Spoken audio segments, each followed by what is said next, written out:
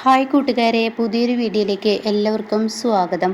അങ്ങനെ അനുഭവം വന്നിട്ട് സുശീലയോട് പറയാണ്, അമ്മ ഭക്ഷണം കഴിക്കാൻ വായോ എന്ന് പറയാൻ കേട്ടോ. ആ സമയം സുശീല പറയുന്നുണ്ടല്ലോ, എനിക്ക് വേണ്ട, നീ പോയിക്കോ എന്ന് പറഞ്ഞിട്ട് സുശീല പറഞ്ഞു വിടുകയാണ് കേട്ടോ.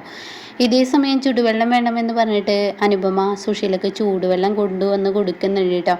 അങ്ങനെ പതിയെ വയ്യാത്തതുപോലെ തലവേദനിച്ച് ആ മയക്കത്തിൽ എന്ന് പറയുന്നത് പോലെ സുശീല അവിടെ കിടക്കാണ്. പിന്നീടാണെങ്കിലോ നേരെ ഈ പറയുന്ന പ്രതിഭയുടെ അരികിലോട്ടാണ് കേട്ടോ അനുപമ പോകുന്നത്. അപ്പോൾ പ്രതിഭേ, നീ വായോ ഭക്ഷണം കഴിക്കാൻ. അപ്പോൾ പ്രതിഭ പറയണേ, എനിക്കിപ്പോൾ വേണ്ട, ഞാൻ കുറച്ച് കഴിഞ്ഞിട്ട് കഴിച്ചോളാം അനുചേച്ചി. അത് കുടിച്ചതിൽ പിന്നെ കുറച്ച് മയക്കത്തിനൊരു സുഖമുണ്ട്, പക്ഷെ തല എന്തോ പൊന്തിക്കാൻ തോന്നുന്നില്ല, ഇപ്പം വേണ്ട എന്ന് പറയുന്നത് കേട്ടോ. അപ്പോൾ അത് കേട്ട ഉടൻ തന്നെ അനുപമ പറയണേ, മോളെ നീ എന്തെങ്കിലും വന്ന് കുടിക്കുക, എല്ലാം വൊമിറ്റ് ചെയ്യാൻ വരുന്നത് പോലെയൊക്കെ തോന്നുന്നുണ്ട്, അപ്പോൾ കുറച്ച് കഴിഞ്ഞിട്ട് ഞാൻ കുടിച്ചോളാം എന്ന് പറയാൻ കേട്ടോ. അപ്പോൾ ഇത് കേൾക്കുന്നതിനോട് കൂടി ശരി എന്നാൽ ആയിക്കോട്ടെ, ഞാൻ നിനക്കുള്ള കഞ്ഞി അവിടെ പാത്രത്തിൽ വിളമ്പി വെക്കാമെന്ന് പറയാം കേട്ടോ. അതൊന്നും വേണ്ട ചേച്ചി, അത് ചൂടാറത്തുള്ളൂ, ഞാൻ അത് പാത്രത്തിൽ എടുത്ത് കുടിച്ചോളാം എന്നും പറയാൻ കേട്ടോ. അങ്ങനെ പിന്നീടാണെങ്കിലോ ഇന്ദ്രനും അനുപമയും കൂടി ഭക്ഷണം കഴിക്കുകയാണ്. അപ്പോൾ ഇന്ദ്രൻ ചോദിക്കുകയാണ്, അമ്മ വന്നില്ലേ, അമ്മയ്ക്ക് എന്തോ ഇപ്പം തലവേദന എന്നാ പറയുന്നത്. അത് കേട്ടോടെ കൈ പൊള്ളിയതിന് എന്താ തലവേദന, എനിക്കൊന്നും അറിയില്ല, നിങ്ങളുടെ അമ്മ അങ്ങനെയാണ് പറഞ്ഞത്.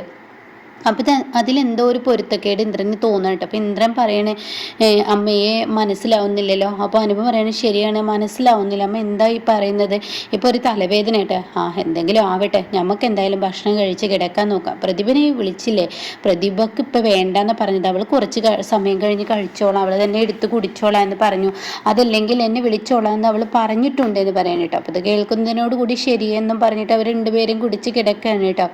ഇതേ സമയം റൂമിൽ ചെന്നിട്ടും അനുപമയ്ക്ക് യാതൊരുവിധ സമാധാനവുമില്ല. അനുപമ എന്തൊക്കെയോ ഇങ്ങനെ ചിന്തിക്കുകയാണ്. അപ്പോൾ ഉടൻ തന്നെ ഇന്ദ്രൻ വന്നിട്ട് ചോദിക്കുക, എന്താ അനു നീ ചിന്തിക്കുന്നത്? ഞാനൊരു കാര്യത്തെക്കുറിച്ച് ചിന്തിച്ച അമ്മയുടെ ഈ മാറ്റം അതെനിക്ക് മനസ്സിലാവുന്നില്ല, അമ്മ എന്താ മനസ്സിൽ കരുതുന്നതൊന്നും മനസ്സിലാവുന്നില്ല, അമ്മയുടെ മുന്നോട്ടുള്ള നീക്കം എന്താണെന്നോ അതും മനസ്സിലാവുന്നില്ല എന്നൊക്കെ ഇങ്ങനെ പറയുമ്പോൾ, എന്തായാലും ഇപ്പോൾ കുഴപ്പങ്ങളൊന്നും ഇല്ലല്ലോ, അതുകൊണ്ട് നമുക്ക് അമ്മയെ അങ്ങനെ മറന്ന് വിശ്വസിക്കണ്ട, അമ്മ എപ്പോഴാണ് അമ്മയുടെ കുബുദ്ധിയുമായി പുറത്തു വരികയെന്ന് പറയാൻ പറ്റില്ല എന്നിങ്ങനെ അനുപമക്ക് പറഞ്ഞു കൊടുക്കുന്നുണ്ട് കേട്ടോ. ഇതേ സമയം കഥകൊക്കെ എല്ലാവരെയും കൊട്ടിയടച്ചു എന്ന് നോക്കാൻ വേണ്ടി സുശീല പാത്തും പതുങ്ങിയും കഥക് തുറക്കുകയാണ്. അപ്പോൾ അവിടെയൊക്കെ പരുതുന്നുണ്ട്. എന്നാൽ ഈ സമയം അവിടെ ആരെയും കാണുന്നില്ല. സോന കിടന്നിരിക്കുന്നു, പ്രതിഭ കിടന്നിരിക്കുന്നു, ഈ പറയുന്ന അനുപമയും ഇന്ദ്രനും കിടന്നിരിക്കുന്നു. അങ്ങനെ അവരുടെ റൂമിൻ്റെ കഥകിൻ്റെ അടുത്ത് വന്ന് നോക്കുകയാണ്, വല്ല സൗണ്ടും കേൾക്കുന്നുണ്ടോ എന്നിങ്ങനെ നോക്കുകയാണ്. ആ സമയം ഒന്നും തന്നെ കേൾക്കുന്നില്ല കേട്ടോ, ഒരു സൗണ്ടുമില്ല. അപ്പോൾ അത് കേൾക്കുമ്പോൾ ഒത്തിരി സന്തോഷമാവാണ് സുശീലക്ക്. ഈശ്വര, എന്നാലും തൻ്റെ മരണം അത് താൻ മുന്നിൽ കാണുന്നല്ലോ. അപ്പോൾ അതുകൊണ്ട് തന്നെ ആ ഒരു പേടിയുണ്ട്, തനിക്ക് നല്ല വിറയുന്ന പോലെ, തലവേദനിക്കുന്ന പോലെ, ടെൻഷൻ ഇങ്ങനെ വീപ്പി അടിച്ചടിച്ച് കയറുകയാണ് സുശീലക്ക്. അങ്ങനെ സുശീല അവിടെ ആരില്ലെന്നും ഉറപ്പ് വരുത്തിയതിന് ശേഷം താൻ കിച്ചണിൽ ഒളിപ്പിച്ച് വെച്ചിരിക്കുന്ന ആ കുപ്പി എടുക്കണം കേട്ടോ. അപ്പോഴാണ് ഹർഷ പറഞ്ഞ ഒരു കാര്യത്തെക്കുറിച്ച് ചിന്തിക്കുന്നത്.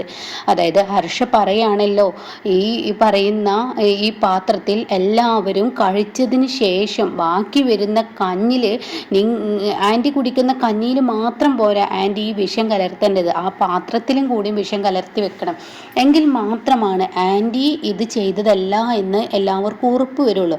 മറ്റേതെന്ന് പറഞ്ഞാൽ ആൻറ്റിയുടെ പാത്രത്തിൽ മാത്രം ആൻറ്റി വിഷം കലർത്തിയാൽ അത് ആൻറ്റി അനുപമയോടുള്ള പ്രതികാരത്തിന് ചെയ്തു എന്ന് തോന്നും. അപ്പോൾ അതില്ലാതിരിക്കാൻ ആ ഉണ്ടാക്കിയ പാത്രത്തിൽ അത് എന്തായാലും കലക്കിയിരിക്കണം എന്ന് പറയണം. അപ്പോൾ ഇത് കേൾക്കുന്ന സുശീല ഇതിങ്ങനെ ആലോചിച്ചിട്ട് ഇത് ഈ പാത്രത്തിൽ പതിയെ ഇങ്ങനെ കലക്കാണ്. അപ്പോൾ ഈ സമയം സുശീലയുടെ ഉള്ളിങ്ങനെ കിടന്ന് പിടപിടപിടാച്ചിട്ട് പിടക്കുന്നുണ്ട്. എന്ത് ചെയ്യാൻ, തൻ്റെ ഉള്ളിലൊരു പിടപിടപ്പുണ്ട്, തൻ്റെ മരണമാണ്, ഇതുകൊണ്ട് തനിക്ക് മരണം സംഭവിക്കില്ല എന്ന് ഹർഷ പറയെങ്കിലും കൂടി എനിക്ക് നല്ല പേടിയുണ്ട്, കാരണം എല്ലാവരും രാത്രിയിലെ മയക്കത്തിലോട്ട് പോവുകയാണ്. അപ്പോൾ അതുകൊണ്ട് തന്നെ തനിക്ക് എന്തെങ്കിലും വന്നാൽ ആരറിയുന്നു എന്തറിയുന്നു അറിയില്ല, എങ്കിലും വേണ്ടില്ല, താൻ എന്ത് ചെയ്യുന്നു, ആ പാത്രത്തിൽ ആ വിഷം അങ്ങ് കലർത്താണ്. ഇതേ സമയം ആ ഒരു ചെടിക്കടിക്കാൻ വെച്ചിരിക്കുന്ന കീടനാശിനി അങ്ങ് കലക്കാണ്. അപ്പോൾ സുശീലയുടെ കൈ കിടുകിടാന്നെ വിറക്കുന്നുണ്ട്. അങ്ങനെ സുശീല എന്ത് ചെയ്യുന്നു, ആ കഞ്ഞി ആ പാത്രത്തിൽ വിളമ്പിയതിന് ശേഷം ഉമ്മറത്തോട്ട് വരികയാണ്. ഇതേ സമയം ഇതിങ്ങനെ കുടിക്കുമ്പോൾ സുശീലയുടെ ഉള്ളിൽ ഇങ്ങനെ പിടക്കുന്നുണ്ട്. കണ്ണിനാണെങ്കിൽ എന്തൊക്കെയോ വരുന്നു, കുടിക്കുമ്പോഴാണെങ്കിലോ തനിക്ക് വൊമിറ്റ് ചെയ്യാൻ വരുന്നു, അങ്ങനെയൊക്കെ സുശീലയ്ക്ക് തോന്നുകയാണ്. അങ്ങനെ സുശീല ആണെങ്കിലോ 4-5 മുറുക്കാണ് ഇതെടുത്ത് കുടിക്കുന്നുള്ളൂ. എന്നിട്ട് സുഷീലൊക്കെ ഒരു വിറയൽ വരികയാണ്, താനും പേടി വരികയാണ്. ഇതങ്ങനെ ഫുള്ള് കഴിക്കാനും തനിക്ക് തോന്നുന്നില്ല. ഇനി ഫുള്ള് കഴിച്ചാൽ തനിക്ക് എന്തെങ്കിലും പറ്റുമോ, തൻ്റെ മരണം മുന്നിൽ കാണുമോ എന്നൊക്കെയാണ് സുഷീലക്ക് തോന്നുന്നത്. അങ്ങനെ ചമ്മന്തിയും കഞ്ഞും കുടിച്ച് ഒരു 5-6 മുറുക്കൊക്കെ ഒരു അത്യാവശ്യം എന്ന് പറയുന്നത് പോലെ പാതി കുടിച്ചിട്ട് സുഷീല ബാക്കി അതവിടെ വെക്കുകയാണ്. പിന്നീട് ആ പാത്രം അവിടെ അങ്ങനെ കൊണ്ടുവെക്കണം. അപ്പം ഹർഷ പറഞ്ഞതും ഇങ്ങനെ ചിന്തിക്കുകയാണ്, ആ പാത്രം എന്തായാലും അത് അങ്ങനെ കൊണ്ടുവച്ചോളൂ അന്ന്, അതായത് കഴുകിയിട്ട് അതങ്ങനെ അങ്ങനെ വെച്ചോളൂ എന്ന് പറഞ്ഞതൊക്കെ കേട്ടോ. അപ്പോൾ അങ്ങനെ അതൊക്കെ ചിന്തിച്ച് സുശീല അത് കഴുകി വെച്ചതിന് ശേഷം സുശീല കിച്ചണിൽ നിന്നും റൂമിലോട്ട് പോവാണ്. അപ്പോൾ റൂമിൽ പോകുമ്പോൾ സുശീലക്ക് പേടിയാവണം. ഹർഷേ, നിൻ്റെ വാക്കുകൾ കേട്ടാണ് ഞാൻ ഈ വിഷം കുടിക്കുന്നത്.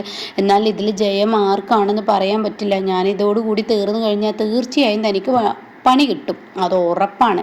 അപ്പോൾ അതുകൊണ്ട് തന്നെ ഇതിപ്പോൾ അനുപമൊക്കെ ആയിരിക്കുമോ ഇനിയിപ്പോൾ ജയം എന്നൊക്കെ എങ്ങനെ ചിന്തിക്കുകയാണ്. അങ്ങനെ സുശീല ഇങ്ങനെ പതിയെ ഉറക്കത്തിലോട്ട് പോവാണ്. എന്നാൽ ഈ സമയം പ്രതിഭക്കാണെങ്കിലോ വല്ലാത്ത വിശപ്പ് തോന്നുകയാണ്. അപ്പോൾ പ്രതിഭ എന്ത് ചെയ്യുന്നു, പതുക്കെ ഇങ്ങനെ പതുങ്ങി കിച്ചണിലോട്ട് വരികയാണ്. അപ്പോൾ അനുചേച്ചിയെ വിളിച്ചെങ്കിലോ എന്നിങ്ങനെ പ്രതിഭക്ക് തോന്നുകയാണ്. അപ്പോൾ എനിക്ക് വേണ്ട, ആരെയും വിളിക്കണ്ട, ആരെയും ബുദ്ധിമുട്ടിക്കണ്ട, അത് ശരിയായൊരിതല്ലല്ലോ. അതുകൊണ്ട് തന്നെ താൻ തന്നെ പോയിട്ട് കുറച്ച് കഞ്ഞി കുടിക്കട്ടെ എന്ന് പറഞ്ഞിട്ട് പ്രതിഭ ഇതൊന്നും അറിയാതെ ആ കലർത്തി വെച്ചിരിക്കുന്ന ആ പാത്രത്തിൽ നിന്ന് കഞ്ഞി എടുത്ത് കുടിക്കുകയാണ് കേട്ടോ. അങ്ങനെ പ്രതിഭയ്ക്ക് അത് കൊടുക്കുമ്പോൾ തന്നെ എന്തൊക്കെയോ ടേസ്റ്റ് വ്യത്യാസങ്ങൾ ഇങ്ങനെ തോന്നുന്നുണ്ട്. പിന്നീട് പ്രതിഭ അതിങ്ങനെ പതിയെ കുടിച്ച് അതൊക്കെ ഇങ്ങനെ അതേപോലെ എടുത്തു വെച്ച് പ്രതിഭ കിടക്കാണ്. എന്നാൽ സുശീലയാണെങ്കിൽ ഇപ്പുറത്ത് കിടക്കുന്നുണ്ട്. അങ്ങനെ ഈ സമയമാണെങ്കിലോ പ്രതിഭ കുറച്ചിങ്ങ് ചെന്ന് കിടന്നുമ്പോഴത്തേനും പ്രതിഭയ്ക്ക് അതിൻ്റെതായ അസ്വസ്ഥതകൾ കാണിക്കുകയാണ്. ഒന്നും അറിയാത്ത പ്രതിഭ ഫുള്ളായി കുടിക്കുന്നുണ്ട്. അതുകൊണ്ട് തന്നെ പ്രതിഭയ്ക്ക് പെട്ടെന്ന് കുഞ്ഞുള്ളത് കൊണ്ട് തന്നെ പ്രതിഭയ്ക്ക് വല്ലാത്ത വയറുവേദന തോന്നാണ്. പ്രതിഭ നിലവിളിക്കുകയാണ്, അയ്യോ അയ്യോ എന്ന് പറഞ്ഞ് പ്രതിഭ കരച്ചിലാവാണ്. അപ്പോഴേക്കും അനുപമ പുറത്തോട്ട് വരിക, എൻ്റെ പ്രതിഭ അറിയില്ല അനുചേച്ചി, എനിക്കെന്തോ വയറ് വേദനിക്കുന്നു, സഹിക്കാൻ കഴിയുന്നില്ല. അപ്പോഴേക്കും സോന പുറത്ത് വരികയാണ്. എന്താ എന്ന് ചോദിച്ച് സോനയും പുറത്ത് വരിക. അപ്പോഴേക്കും പ്രതിഭ പറയണേ, എനിക്ക് തീരെ വയ്യ അനുചേച്ചി, എനിക്ക് തീരെ വയ്യ എന്ന് പറയുന്നുണ്ട് കേട്ടോ. ഇതേ സമയം കരച്ചിൽ കേട്ടിട്ട് ശ്യാമും അതുപോലെ തന്നെ എല്ലാവരും ഓടിയെത്താണ്. എന്താന്ന് ചോദിച്ച്. ശ്യാമിനാണെങ്കിലോ ഈ ഒരു അലർജിയുടെ മരുന്ന് കുടിച്ചത് കൊണ്ട് തന്നെ നല്ലപോലെ കണ്ണ് പൊന്നുന്നില്ല. അപ്പോൾ ശ്യാമു പറയണേ, എനിക്ക് എൻ്റെ തല പൊന്തിക്കാൻ കഴിയുന്നില്ല എന്നൊക്കെ ഇങ്ങനെ പറയുന്നുണ്ട്. ഇതേ സമയം ഇന്ദ്രൻ പറയണേ, നിങ്ങൾ ആരും ടെൻഷൻ ആവണ്ട, ഞാൻ പ്രതിഭയെ കൊണ്ട് ഞാൻ പോയിക്കോളാം. അപ്പോൾ സോന പറയാം, ഞാനും കൂടി കൂടെ വരാം. അപ്പോഴേക്കും സോന ചെന്നിട്ട് അമ്മയോട് ചെന്ന് പറയട്ടെ. അപ്പോൾ അമ്മയുടെ കഥകിൽ തട്ടാണ്. അമ്മേ എന്ന് പറഞ്ഞ് കഥകൾ ചെന്ന് തട്ടുന്നുണ്ട്. അപ്പോൾ കഥക് പതിയെ ഇങ്ങനെ ചാരി വെച്ചിട്ടുള്ളൂ. കാരണം താൻ മരിക്കാൻ പോകുമ്പോൾ തന്നെ രക്ഷിക്കാൻ ആരെങ്കിലും വരണമല്ലോ. അതുകൊണ്ട് തന്നെ താൻ പതിയെ ചാരി വെച്ചിട്ടുള്ളൂ. അപ്പോൾ അമ്മേ എന്ന് പറഞ്ഞിട്ട് പ്രതിഭ സുശീലയുടെ കഥകിൽ സോന സുശീലയുടെ കഥകിൽ ചെന്ന് തട്ടിയിട്ട്, അമ്മേ പ്രതിഭയ്ക്ക് തീരെ വയ്യ, അമ്മ ഒന്ന് എണീറ്റ് വാ എന്ന് പറയുന്നുണ്ട്. പക്ഷേ അങ്ങനെ സുശീലൻ കിടന്നിങ്ങനെ പരുങ്ങുന്നത് കാണുമ്പോൾ, ഇങ്ങനെ ഉരുളുന്നത് കാണുമ്പോൾ സോന അത്ര ശ്രദ്ധിക്കുന്നില്ല.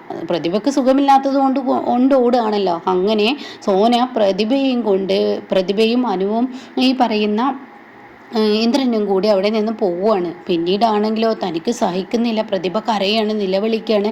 എന്നാൽ ഈ സമയം താനിവിടെ ഇത് കുടിച്ച് കിടക്കുകയാണെന്നുള്ള ഒരവസ്ഥ ആർക്കും അറിയാതെ പോകുന്ന ഒരു കിടുക്ക രംഗമാണ് കേട്ടോ. അപ്പോൾ എന്തായാലും ഇനി അപകടം പറ്റാൻ പോകുന്നത് പ്രതിഭയ്ക്ക് തന്നെയാണ്. പ്രതിഭയ്ക്ക് ആ ഒരു മരണത്തോട് മല്ലടിക്കുന്ന, അതായത് പ്രതിഭ തന്നെ ഇല്ലാതാവുന്ന ആ ഒരു സീനിലോട്ടാണ് ഇനി പോകുന്നത് കേട്ടോ. ഇങ്ങനെയാണ് റീമേക്കിൽ. ഇനി നമ്മുടെ മലയാളത്തിൽ എങ്ങനെയൊക്കെ കഥ ചേഞ്ച് വരിക എന്ന് പറയാൻ പറ്റത്തില്ല.